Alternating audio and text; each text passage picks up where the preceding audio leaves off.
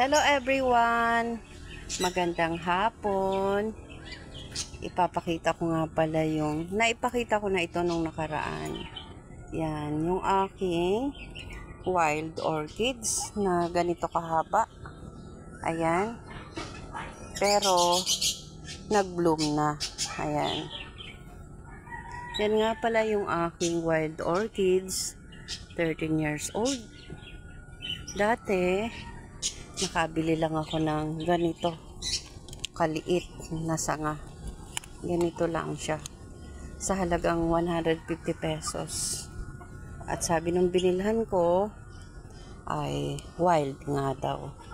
Mahirap magpatubo, pero once na mapatubo mo sulit naman.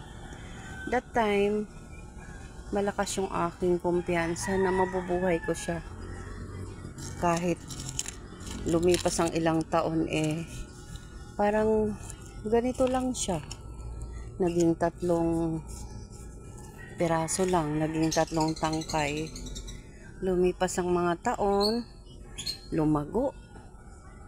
1, 2, hanggang umabot ng 10 taon. Parang 2023 lang siya nag-bloom.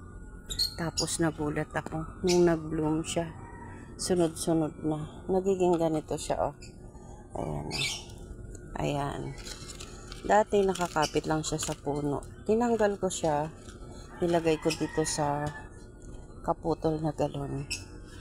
Tapos, napapansin ko tuwing tag-ulan, nagbo-bloom siya. At ganito kahaba. Ayan. Mahigit 1 metro. Isa ito sa matandang halaman dito sa aking garden. Meron pa akong mas matanda sa kanya. Pero sa lahat, ito kasi yung pinaka-paborito ko. Pag ito ay bagong bukadgad, ayan o. Ganun siya kaganda. Ayan o. Tapos medyo may mahinhin na amoy. Ayan. Malago na yan. Ayan. Dito lang yan nakapatong sa aking, ayan, naggawa-gawa lang ako ng patungan. One day, ilalagay ko sa medyo maayos. Sabi ng aking mga friend na dumadalaw dito ilagay ko nga daw sa puno para mas gumanda pa. Pero parang okay naman siya. Ayan nga, oh. Nagbigay siya ng ganito kabonggang bulaklak at mabango siya. Ayan. Ginaganyan ko yan. Kasi, tinutuka ng manok.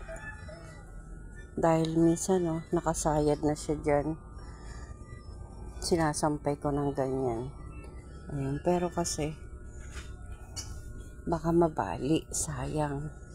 Ayan. O, diba? Ang ganda niya, oh. Ayan. Dito lang yan sa aking garden.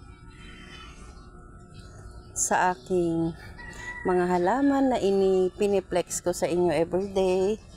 Sana kayo ay mag-watch and please pa-subscribe naman. Isang baguhang plantita mama yung magpapamalas sa inyo ng mga iba't ibang klase ng halaman. May rare. Dito sa aking garden meron akong rare, merong common. Para sa akin ay walang tapong halaman. Minsan kahit ligaw na halaman dinadampot ko, inuuwi ko sa bahay. Nabubuhay ko siya.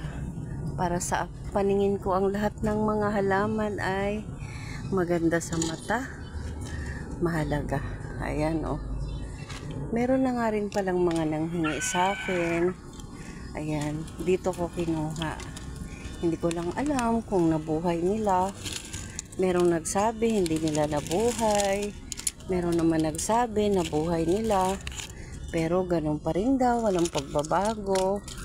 Ayan, hindi gaya nitong sa akin. Siyempre nga naman ito ay mother plants, 'di ba? Ayan. Ayan. Yan yung aking unang halaman na ipinakita sa inyo dito sa long form video. Sana pa-watch kahit mahaba at medyo matagal. Thank you for watching everyone.